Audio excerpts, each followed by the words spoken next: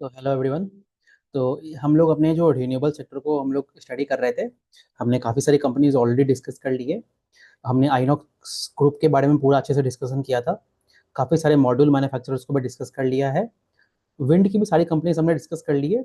हमने KP group जो है उसको अच्छे से डिस्कस नहीं किया है। तो इस वीडियो में हम लोग उसको शुरू करेंगे।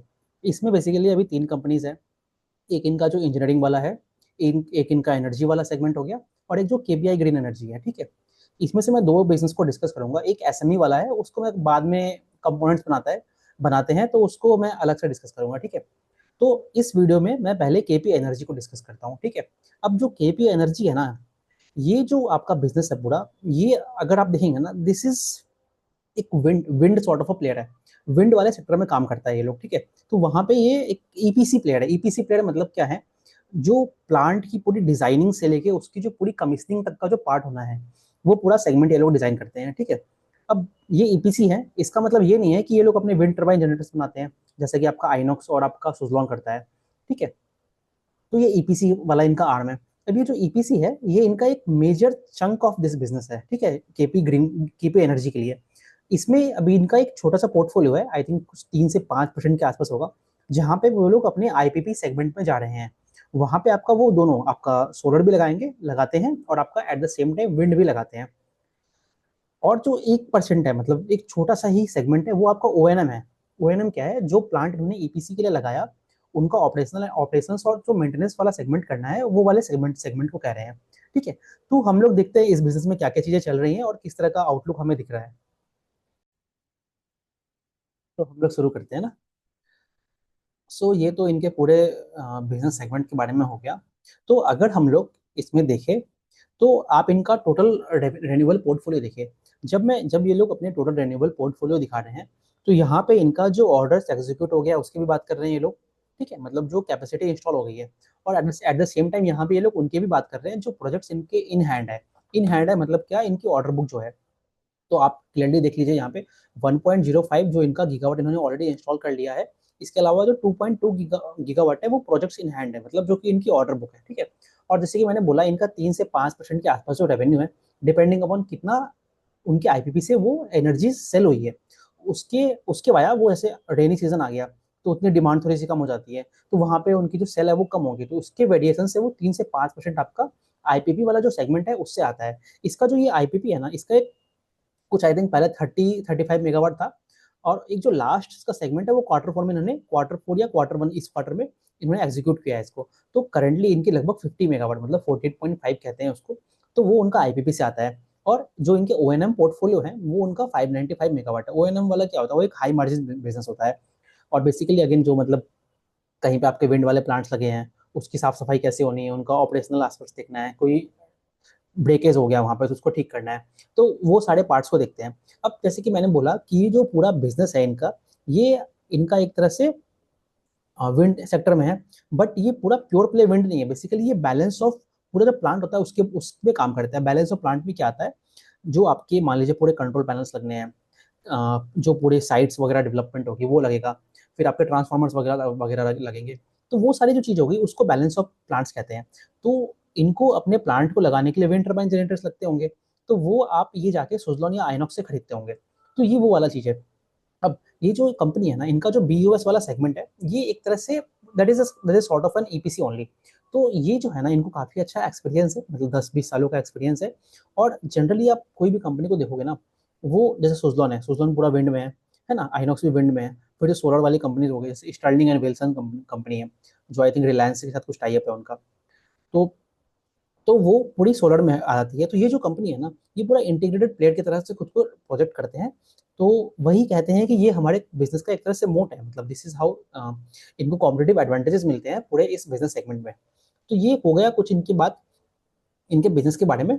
और ये टेक्नोलॉजी वाली बात होती है, इसके पॉइंट में ये लोग कहते हैं कि बेसिकली हम जो कंपनी है ना, जो विंड टर्बाइन जनरेटर्स है उनके साथ बेसिकली सॉर्ट ऑफ पार्टनरशिप की तरह से काम करते हैं, और उसकी जो पूरी डेवलपमेंट वगैरह होगी उसमें पूरा इनका मतलब बेसिकली पार्टिसिपेशन रहता है। तो बेसिकली वही बता रहे हैं, working with major major OEMs in India.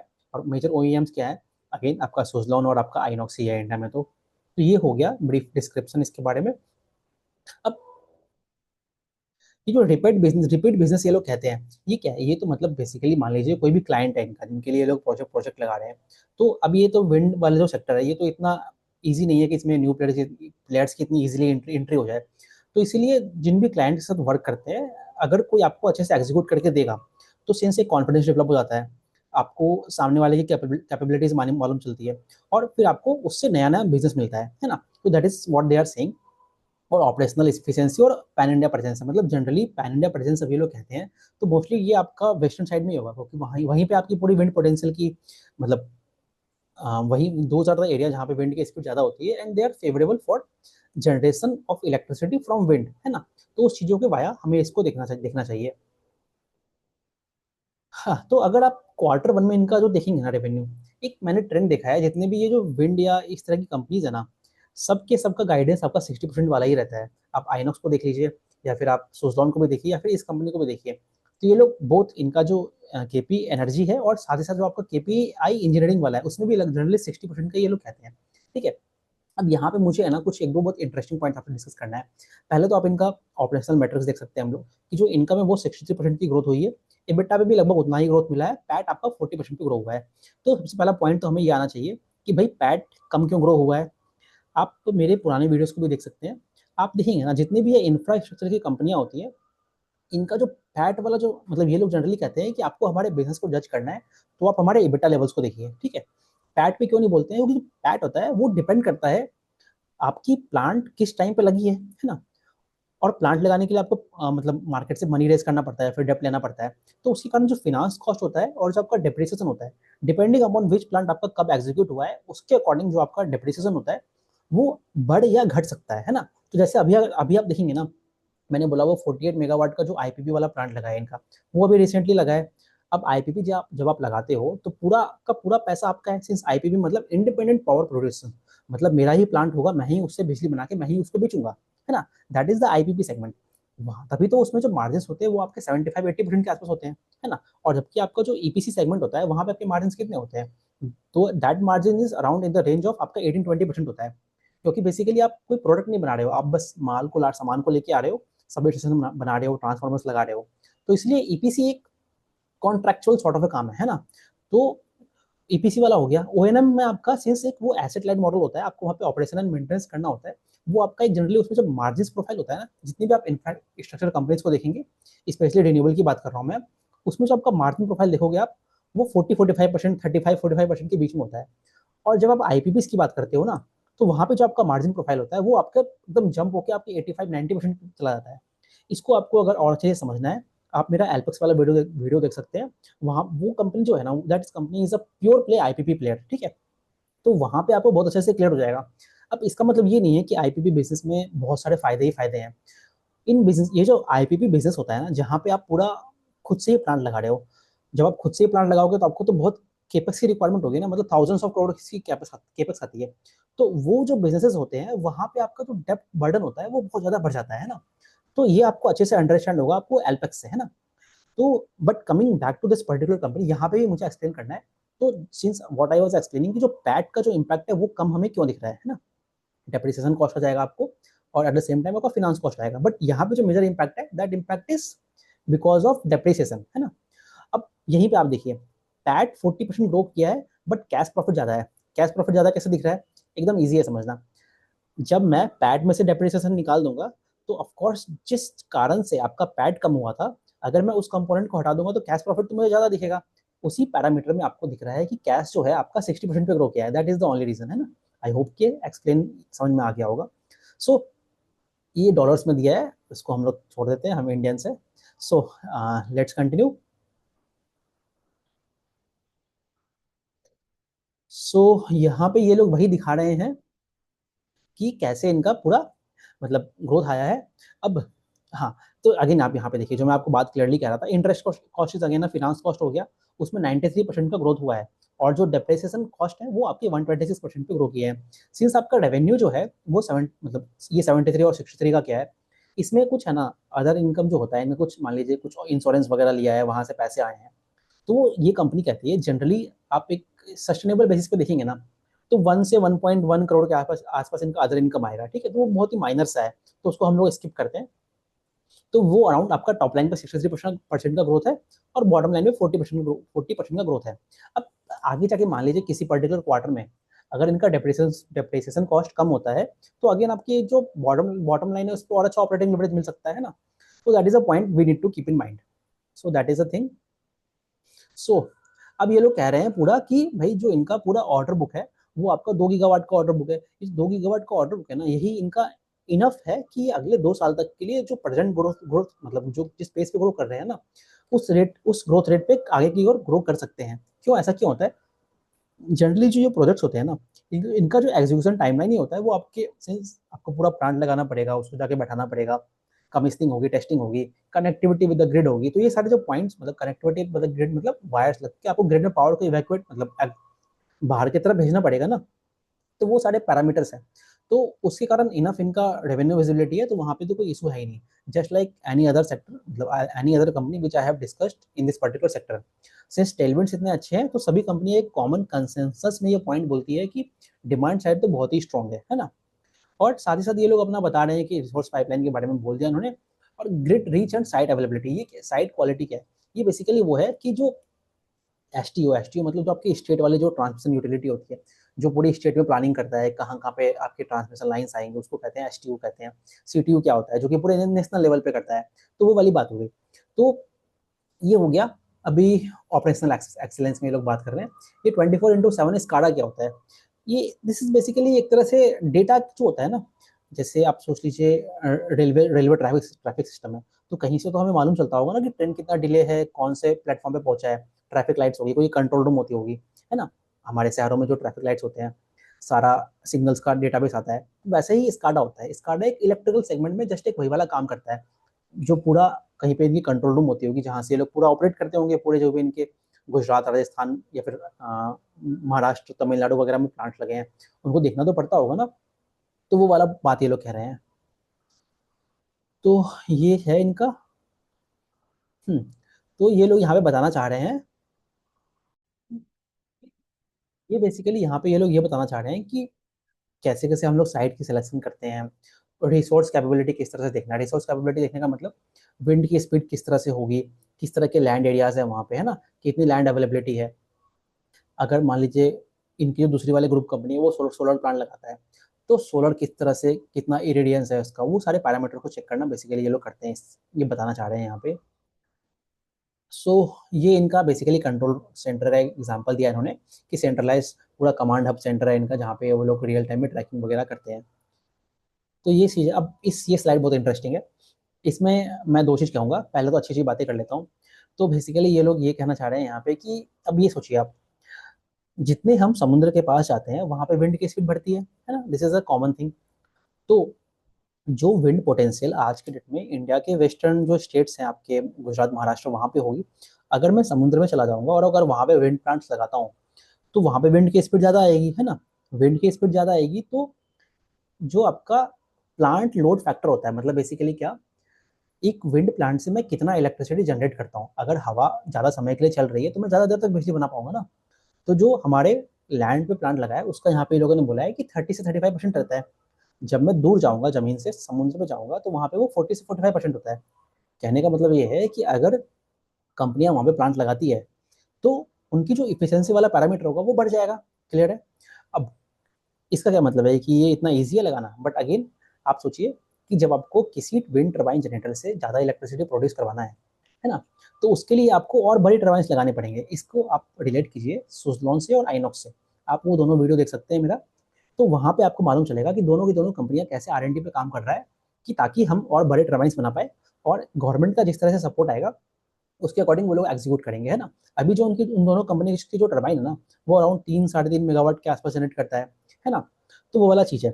तो एक ये वाला पॉइंट हो गया। अब दूसरा पॉइंट आप सोचिए कि जो मतलब प्लांट लगाने वाला पार्ट होगा वो इजी, क्या लैंड पे इजी है या समुद्र में इजी है?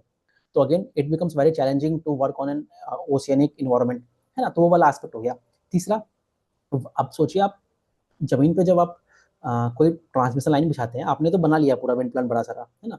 उससे आप इलेक्ट्रिसिटी एवैक्यूएट कैसे करोगे? तो अगेन जो लैंड होती है वहां पे तो ईजी हो जाती है। आप समुद्र से आपको जो अगर वायर लेके आनी है तो ऐसा तो है नहीं कि आप ट्रांसमिशन लाइन बिछाओगे। वहां पे आपको अंडरग्राउंड केबल्स वगैरह चाहिएंगी। तो वो बहुत कॉस्टली अफेयर होता है। तो इसीलिए, और ये सारे पॉइंट मैंने बोल दिए।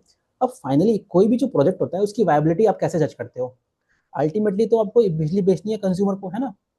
मतलब आप या मैं परचेज करेंगे उसको। अब अगर उस प्लांट से जनरेट जो इलेक्ट्रिसिटी होगी उसकी कॉस्ट ज़्यादा है, तो क्या मैं उसको परचेज करूंगा? कोई परचेज नहीं करेगा। मतलब मैं, मतलब जो डिस्कॉम होगा, जो हमारे आप जैसे टाटा पावर हो गया, दिल्ली में आपका जो जो भी बोर्ड होगा वो वाला हो गया, गुजरात में सीईएससी हो गए, है ना, बिहार में बिहार स्टेट इलेक्ट्रिसिटी बोर्ड होती है, तो वो लोग परचेज नहीं करेंगे ना बेसिकली, क्योंकि वो कॉस्टली कॉस्टली बिजली मिलती है। Of course people will go to, जैसे सोलर प्लांट होता है वहाँ से सस्ती बिजली मिलती है तो लोग वहाँ चल जाएंगे। तो मेरा कहने का मतलब ये है कि यहाँ पे ये जो कंपनी है ये अपनी स्लाइड में काफी इसको अच्छे से डिस्कस करता है कि भाई कितना अच्छा पोटेंशियल है ऑफशोर पे, है ना। What I am trying to say कि ये पोटेंशियल है, बट हमें इस चीज को लेकर एक्साइटेड नहीं होना है। इसको ग्राउंड लेवल पे इम्प्लीमेंट करने में कम से कम 5 या 6 साल लगेंगे, है ना। तो वो वाला चीज है, तो इसको जस्ट एक आप इन्फॉर्मेशन की तरह से रखिए, और उससे ज्यादा इस चीज को हमको देखने का भी फिलहाल कोई जरूरत नहीं है। तो यहाँ पे और भी इन्होंने कुछ अच्छी अच्छी बातें लिखी है कि ये लोग कैसे नेशनल इंस्टीट्यूट ऑफ एनर्जी ने 2 जगह आइडेंटिफाई किए हैं, गुजरात के कोस्ट में और तमिलनाडु के कोस्ट में। तो दीज आर द थिंग्स, है ना। और गवर्नमेंट वायबिलिटी गैप फंडिंग देता है। अगेन आप एल्पेक्स वाला वीडियो देखेंगे, उसमें मैंने वायबिलिटी गैप फंडिंग को अच्छे से एक्सप्लेन किया है। तो ये हो गया, ये तो इनके रिकॉग्निशंस वगैरह है। तो अवार्ड्स, इन अच्छी कंपनी है तो अवार्ड्स, और आईआईएम के साथ कुछ इनका कोलैबोरेशन भी है। तो ये मिस्टर फारूक जी पटेल जो है, जो इन कंपनी के मैनेजिंग डायरेक्टर है, कॉन कॉल में यही आते हैं और यही लोग बात करते हैं। सो ये हो गया।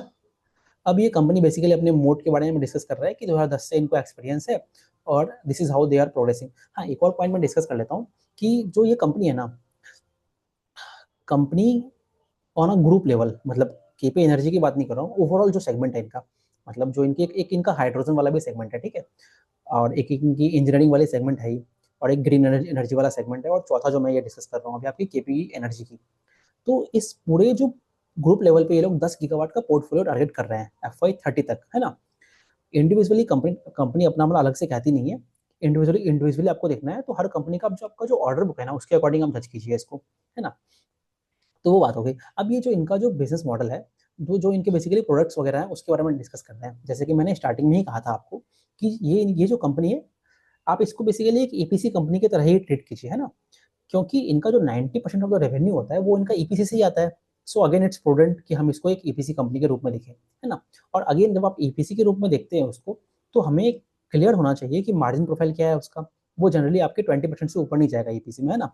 और जब आप आईपीपी को देखते हो, तो आईपीपी में आपका, हाँ ऑफ कोर्स इन्होंने इस पर्टिकुलर क्वार्टर में 48 मेगावाट का लगा दिया है अभी, मतलब जो पूरी कैपेसिटी है इनकी आईपीपी में वो 48 मेगावाट की है ना।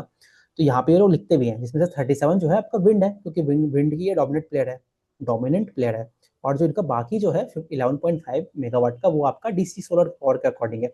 अब जैसे ये लोग बता रहे हैं, देखिए क्वार्टर, अब देखिए इसमें अंतर क्या है, मेगावाट और किलोवाट आवर में अंतर क्या है। मेगावाट जो होता है वो प्लांट की कैपेसिटी होगी, किलोवाट आवर क्या है, हमारे घर में जो इंडक्शन मोटर्स होते हैं, है ना, या फिर मोटर जो चलता है उसकी यूनिट्स किलोवाट आवर होती है। वो एक आपकी is a unit of energy consumption, कितना एनर्जी कंज्यूम किया है ना।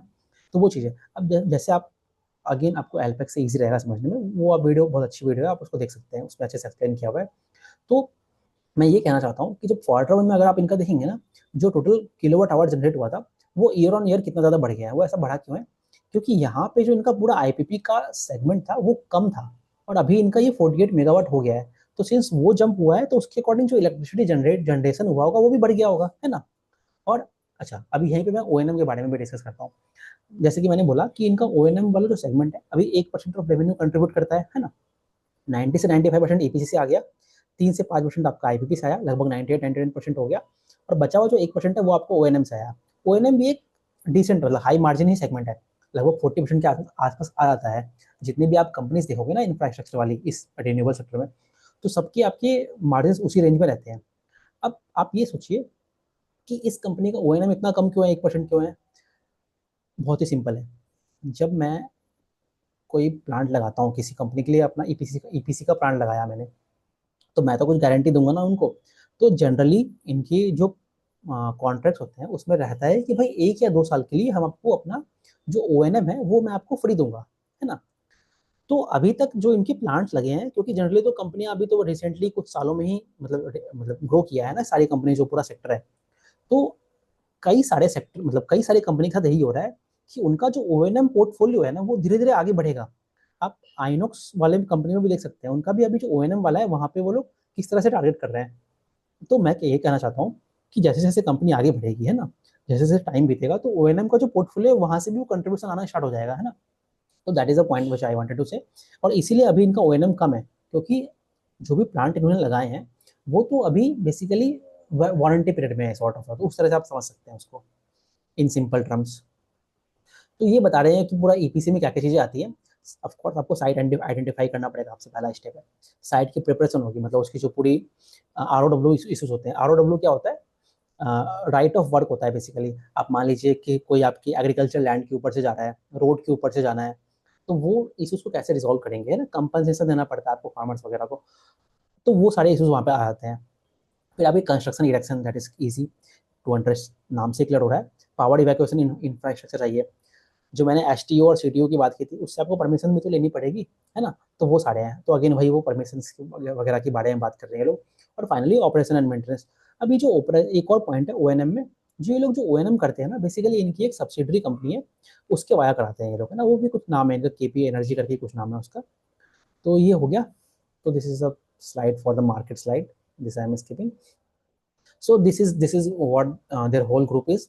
सो हम लोग प्रेजेंटली अभी केपी एनर्जी के बारे में डिस्कस कर रहे हैं, जो कि एक EPC रिलेटेड कंपनी है, ठीक है। अब केपी ग्रीन एनर्जी जो है ना, यहाँ पे आप देखेंगे जो IPP वाला सेगमेंट ना, वहाँ पे वो जो केपी ग्रीन एनर्जी है वो पूरी पूरी आपकी IPP और CPP सेगमेंट है, जो कि पावर जनरेट करना और पूरा पावर प्लांट लगाना उस सेगमेंट में आती है। और ग्रीन हाइड्रोजन अभी लिस्टेड कंपनी नहीं है, बस सिंस वो भी एक आपका हाई ग्रोथ वाला पूरा सेक्टर है, सनराइज सेक्टर है, तो वहाँ पे भी ये लोग डाइवर्सिफाई कर रहे हैं अपने। और केपी ग्रीन इंजीनियरिंग जो कि अभी SME में लिस्टेड है। और इसके वजह ये लोग अपने जो बेसिकली फैब्रिकेशन हो गई ना, पूरी प्लांट लगाना है, टावर स्ट्रक्चर्स हो गए, टावर्स जो बनते हैं वो सारी चीज़ें बनाते हैं अभी, है ना।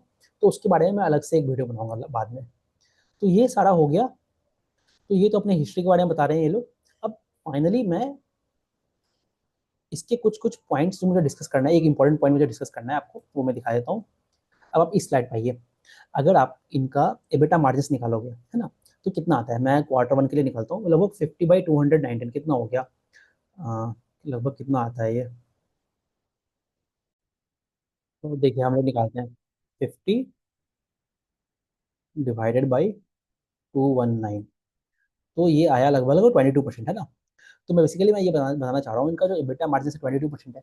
अब मैंने आपको क्या बोला था कि जो इनकी EPC सेगमेंट होती है उस पर आपका एबिटा मार्जिन कितना होता है, लगभग 18% के आसपास हो गया, है ना। तो इनका एबिटा मार्जिन बढ़ कैसे गया। आप इम्पैक्ट देखिए, जो IPP वाला सेगमेंट है ना, जो सिर्फ 5% ही रेवेन्यू कंट्रीब्यूट कर रहा है, और O&M सिर्फ 1% रेवेन्यू कंट्रीब्यूट कर रहा है ना। तो बट वो दोनों बहुत ही हाई मार्जिन पार्ट हो गया।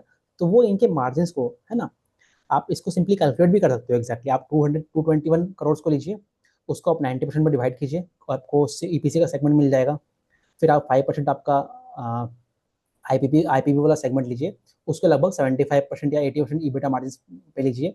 और अब जो आपका O&M है वो आप उसको अराउंड 35 से 40% मार्जिन पे लीजिए। तो उससे आपको क्लियरली दिख जाएगा कि जो EBITDA मार्जिन होता है वो due to their IPP portfolio वो बढ़ गया है ना। तो वो आपके 22-23% के आसपास पहुंच चुका है। तो दैट इज अ साइन। अब ये कंपनी गाइडेंस के बारे में क्या कहता है, गाइडेंस के बारे में ये लोग कहते हैं कि जनरली, मैंने इस पहले ही बोल दिया है कि लगभग 60% पे ग्रो करेंगे, है ना। अब यहाँ पे 2-3 क्वेश्चंस और अच्छे अच्छे क्वेश्चंस आते हैं। मैं एक सेकंड मैं इसको स्टॉप करता हूँ शेयरिंग, फिर मैं डिस्कस करता हूँ। सो तो 2-3 पॉइंट मुझे और डिस्कस करना है। सबसे पहले तो मैंने आपको मार्जिन वाला जो क्वेश्चन है वो मैंने क्लियर कर दिया। दूसरा जो गाइडेंस की बात होती है, ये जितनी भी कंपनीज है जनरली 60% पे बोलता है अपना। अब जैसे कि मैंने बोला, और ये लोग जो IPP पे बोलते हैं जनरली, ये लोग अभी इनकी 50 मेगावाट क्या इनकी IPP है, ये लोग आगे जाके इसको 100 मेगावाट पे लेके जाना चाहता है। अब वो कब आएगा, मोस्ट प्रोबेबली वो मे भी कुछ इस साल में आ सकता है, बट मोस्ट प्रोबेबली वो नेक्स्ट ईयर में आएगा। तो वो वाला सेगमेंट है। तो क्या उसके आने से इनका एबिटा मार्जिन और बढ़ेगा? The answer is no. And क्या इनके पैट पे भी इम्पैक्ट आएगा? वो नहीं आएगा, ठीक है।